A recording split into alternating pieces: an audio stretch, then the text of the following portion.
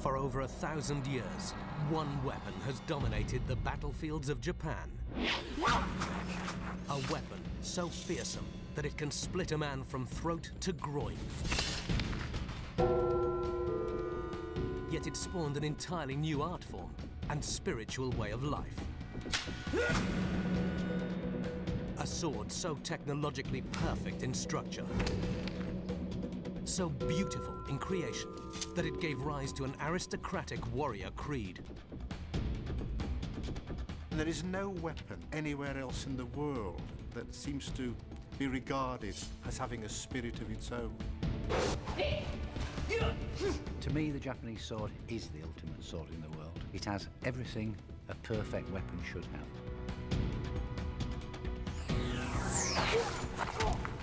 Now, intimate access to the foundries, swordsmiths, and fighting schools can reveal what makes the so-called perfect sword. And on the inside, the science of centuries-old secrets that give this blade terrifying sharpness and formidable strength. A no-holds-barred look at one of the most iconic man-made objects ever forged. This is the inside track on the making of the legend that is the samurai sword.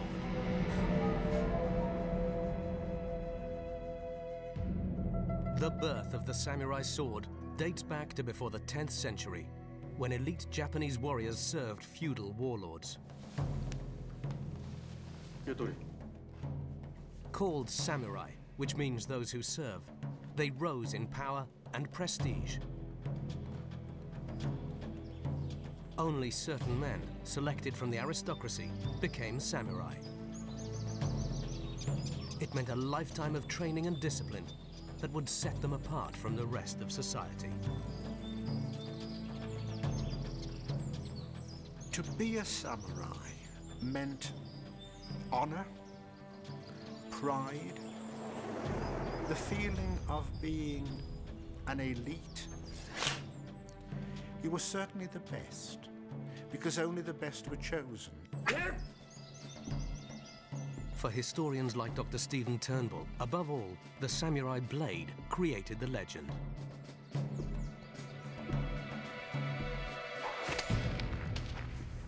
Allegedly strong enough to slice a body in two, but also precise enough to cut a single human hair.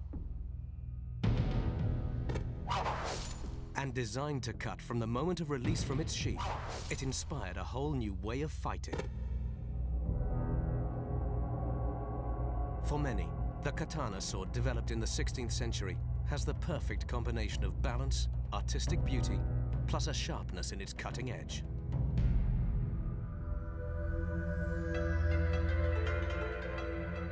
Shimane in southwest Japan hides a place that still makes the metal for true katana swords. Called the home of the gods, this area has rare mineral ores vital in the forging of a unique type of steel.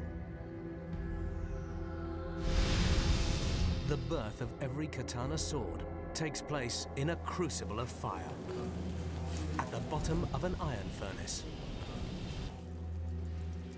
Called Tatara, this one is a rare traditional smelting furnace, the last one in Japan.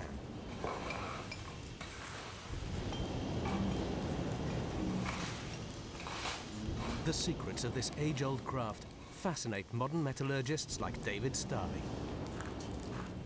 The traditional Japanese smelting furnace is what's known as the Tatara. It's about 3 meters long by about 1 meter wide and 1 to 2 meters in height, with a row of air inlets or tuyeres along one side. Kihara Akira is one of the last remaining traditional Tatara masters in the world. He won't sleep for 3 days and 3 nights as he watches the furnace work on the dark materials for the world's sharpest swords.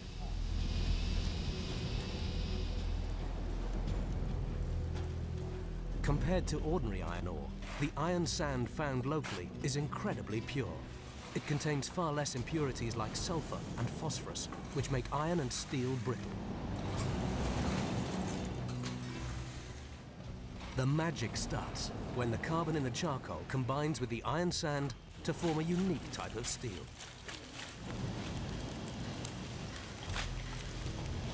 The Japanese call this raw steel tamahagane. Within an hour, the iron sand sinks to the bottom, to what we call the bed of fire. When we look at the bed of fire, we can clearly see from the color whether or not it has become tamahagane.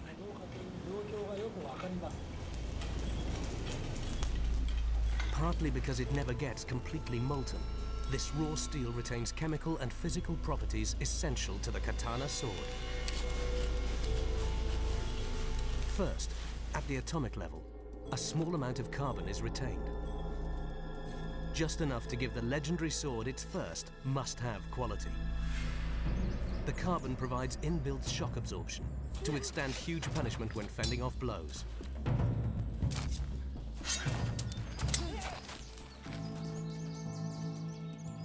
But a good sword needs to be more than just flexible. Metallurgist David Starley is an expert working with the Royal Armouries in the UK. This is actually a fairly pure iron. As we can see, it's very ductile. We bend it, it stays put. It's quite tough, it won't shatter, it's not brittle, but it's not very good for retaining the edge. So the katana is also given a pure steel outer edge, with low levels of impurities like sulfur. The result, razor-like sharpness.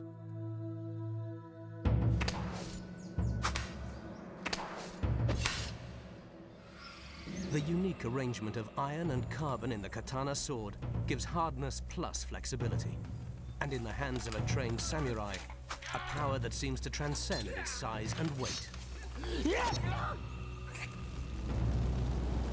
Japanese swordmakers perfected this art hundreds of years ago. Heating to over 1,000 degrees centigrade combines hard steel and soft iron into a bimetallic blade. Very interestingly, this hacksaw blade is labelled as being bimetallic, and this has the same features that you would find in a 1,000-year-old Japanese sword blade. By the end of the second day, the furnace has already eaten up 2/3 of 26 tons or so of charcoal and iron sand. The furnace is like a human being. We can think of the iron and coal as food. We feed her, she digests it, so that she will bear good tamahagane. For a man in his 70s, Kihara maintains an incredible passion for a tough job.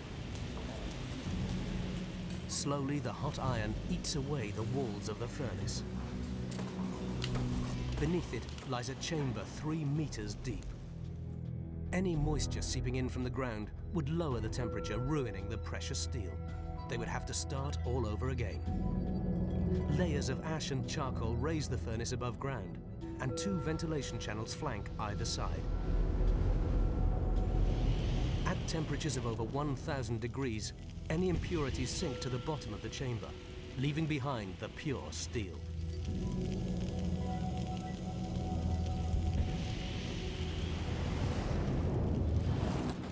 With no modern tools to guide him, Master Kihara will listen to the noise of the fire.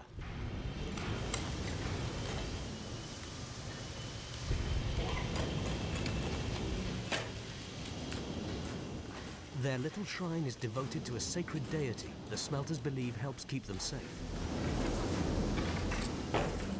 After 36 hours of feeding the voracious fire, everyone is exhausted. There's more than just this new batch of steel at stake. In their own way, these men work to keep an old culture from going extinct.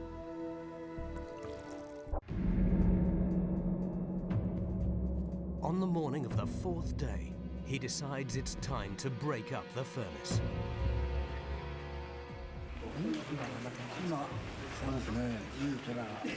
I could see the core. It looks good. There's a big relief. I'm happy.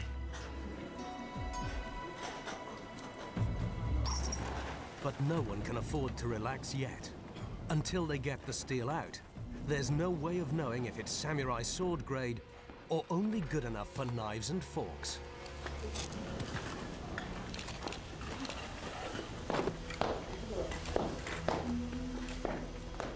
Ten men have worked continuously for 3 days and nights.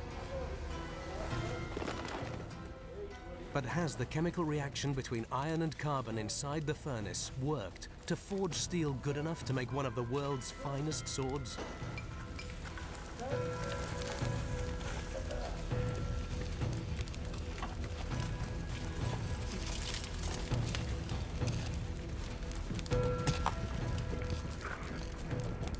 It's a tense time as the walls of the furnace come down, leaving behind a blistering mass that looks like molten lava.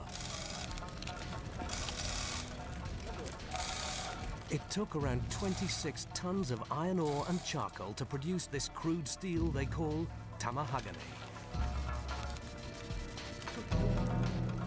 If it's of the right grade, it could fetch around $50,000, which is around 50 times more expensive than ordinary steel.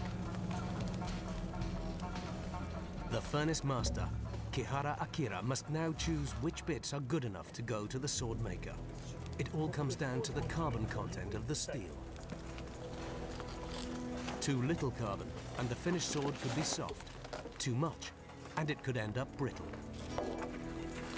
The areas along the sides of the block where sufficient oxidation has occurred offer the best prospects.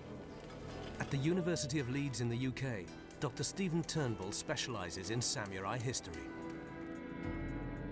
One remarkable thing about samurai swords is none of the great swordsmiths could probably write down what it was about the composition of the steel he was using that was so good. But somehow they got it right. And so that, combined with the way the sword was used, set a standard of perfection that was to last for centuries. It's like when your child is born. It was worth waiting for. I'm very happy. Thank you. Having made his selection, the choice pieces of the tamahagane are put to the test in Sakurai, a small town in the middle of Japan, 50 kilometers from Kyoto. Sakurai is home to one of Japan's most renowned swordsmiths, Gasan Sadatoshi, whose family has been swordsmiths for 800 years. But it's more than a profession. It's a spiritual way of life. They took their name from a holy mountain which they climbed to pray to Buddha before forging a new sword. They also brought this spiritualism into the forge, as Britain's Royal Armoury's senior curator, Ian Bottomley, explains. The forge in which he works is regarded as a sacred site, and most of them have a Shinto shrine somewhere within them, to which the smith prays every morning before starting work. The pieces of raw steel arrive from the smelters 300 kilometers away. Together with his son and assistant, Gasan carefully examines the tamahagane to see if it is up to scratch for his next sword. He's looking for heavy pieces with a bright silver color. Any bits that are grayish-black and coarse are ejected. The great swordsmiths of Japan were far more than just blacksmiths. They weren't just people who bashed metal into a sword shape. They were more like alchemists. They were steeped in the mysterious traditions of the metal, how it was melted, how it was molded, how it was beaten. They may not have understood the chemical composition of it, but from years of practice, years of apprenticeship, and years of tradition passed on from master to pupil, they were able to transform this mystery into something that was very, very real, the samurai sword. And there is really still only one way to learn the art of sword making: through apprenticeship. Not a career path anyone should take lightly. For Gasan's apprentices, it takes several years just to learn the basic skills of sword making. They live on site, help with household chores, and work with their master for 6 days a week. To begin with, they just concentrate on the charcoal and furnace. They then graduate to forging techniques.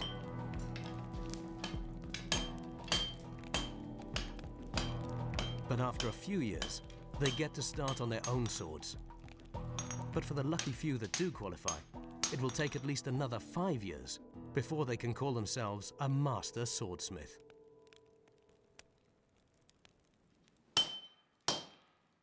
Forging of this new katana will take 3 men more than 3 months to complete.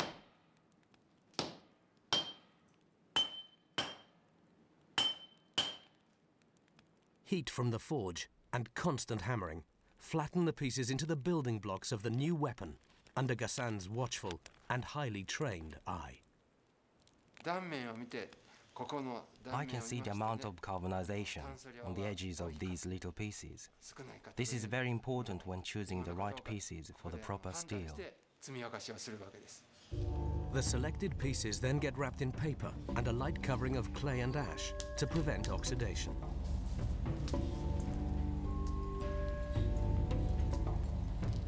Reheating to 1300 degrees centigrade prepares the steel for hammering, which welds all the pieces into one.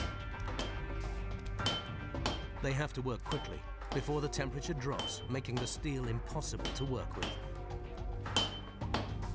The hammering also drives out any remaining impurities. The finished product will weigh almost 50% less than the raw materials. The embryo of the katana finally takes shape as a single welded block. But not until it is repeatedly folded and beaten to spread the carbon content more evenly will the metal for the sword really start to come into its own. What this process of folding really involves is mixing the iron and steel so that the block is uniform, more or less throughout its whole structure. All done by hand, the process is impressively accurate. The carbon content ends up at a more or less uniform 0.7% throughout the block. Gassan gauges the concentration of carbon by the color of the steel.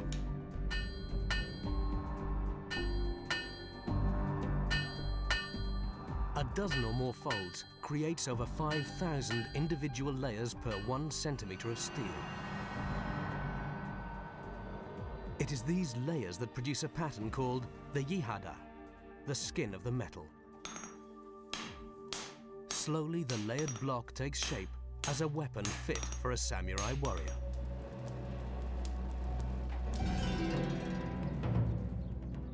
In the right hands, the genius of the swordsmith is deadly. A sword forged with not one, but 2 kinds of steel. Hard and ultra-sharp on its cutting edge, but with a softer, flexible core. Professor Inouye of the Fukuyama University explains this logic. If you forge a sword from very hard steel, you make it sharp, but it'll easily chip and even break. However, if you use soft steel, your sword may not break, but it won't get very sharp. Japanese swordsmiths understood this contradiction. The triumph of the Japanese sword maker is to combine iron and steel together. Hard material on the edge, more ductile material on the back of the blade.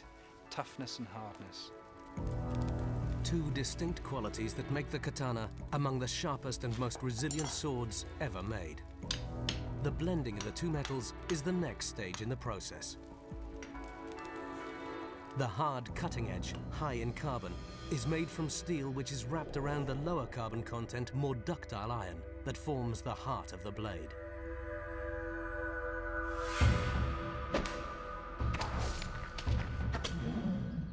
The overall structure of the outer steel, known as pearlite and ferrite, is very hard. But the Japanese swordsmiths take their swords 1 step further. The secret of their skill lies in working on the microstructure of the metal. Down the microscope, what we see is a mixture of the different components. In the interior or towards the back of the blade, we may have pure iron, such as this sample here, and we can see plain white grains of what we call ferrite. What we need, though, for the cutting edge of the blade is something that's harder than just steel. This is a structure known as Martensite, and its appearance has been likened to seeing straw on snow. It's very hard material altogether, and it's ideal for the cutting edge of an object. Never intended as a stabbing weapon, the katana's edge was all important. This led to some unique methods to test a blade for sharpness, particularly during peace times, when if you were a criminal, you might end up as a human guinea pig.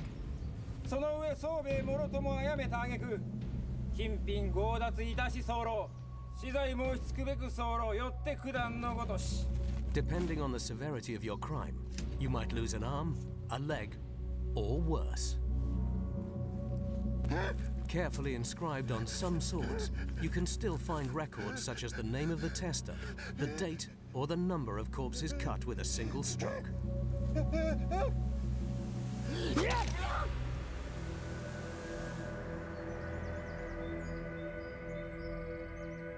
At Gassan's workshop, delicate work of a different kind is underway.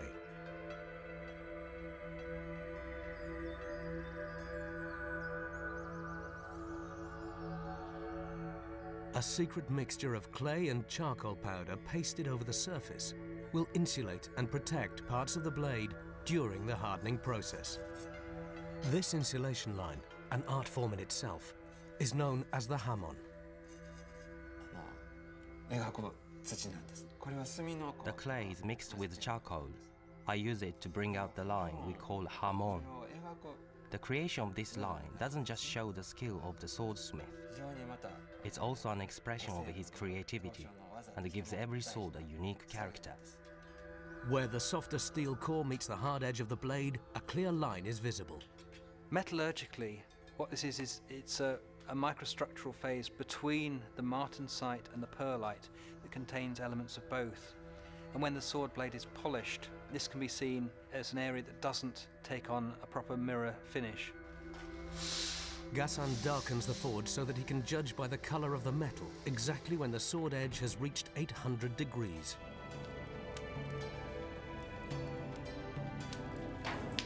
Too hot and the steel might crack. Too cold and the hardening would fail. Gassan is ready to pull the sword at a moment's notice.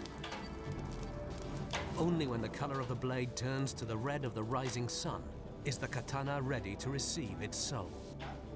When the blade's then heated to red heat, it's quenched into water, and those parts only covered by a thin layer of clay cool very rapidly and become very, very hard. During the hardening process, the katana slowly comes to life.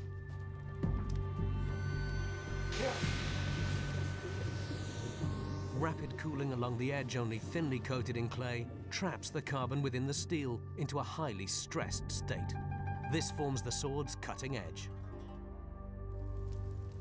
The main body of the sword, covered with thicker clay, cools down more slowly and keeps its more ductile quality.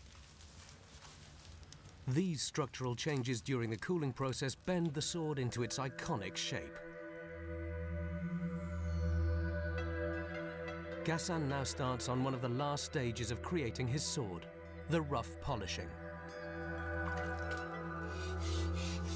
He determined the size and outlines of the blade when he first designed this sword. He now sets to work grinding the contours and begins to bring the edge to its razor sharpness. The sword will eventually go for final polishing to a master polisher, but at this stage, Gassan can see if it has any defects. He would not want to pass anything but a perfect blade to a fellow craftsman. Today, Tokyo is the world's largest metropolis. It is also one of the most technologically advanced cities in the world. And the location of the final stage of a 1,000-year-old craft of sword making. Master Honami is a 14th generation sword polisher